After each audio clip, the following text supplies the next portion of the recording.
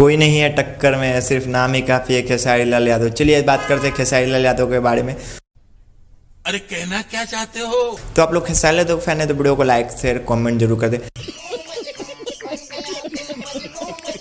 मैं आप लोग बता दूं, खेसारी लाल यादव का डेली संघर्ष 2 का पोस्टर आउट हो रहा है। डेली मतलब कि संघर्ष 2 का पोस्टर आउट हो रहा है, उसमें फिर आज खेसारी लाल यादव का एक पोस्टर आउट हुआ है, उसी पे आज बात करने वाले हैं।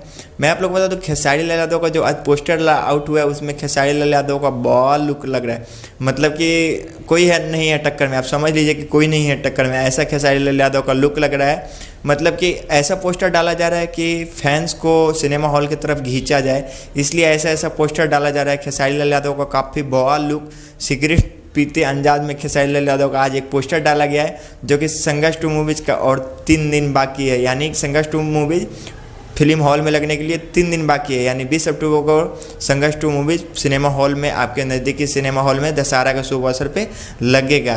तो उसके लिए संघर्ष 2 की जो टीम है लगातार खेसारी लाल यादव का पोस्टर डेली पे डेली डाल रही है और एक से एक बवाल लुक डाल रही है। उसमें खास बात यह है कि खेसारी लाल यादव की बेटियां रानी कृति यादव भी हैं, तो काफ़ी फैन इसका इंतजार कर रहे हैं फिल्म का। मिलते हैं अगले टॉपिक के साथ, तब तक के लिए धन्यवाद, बाय।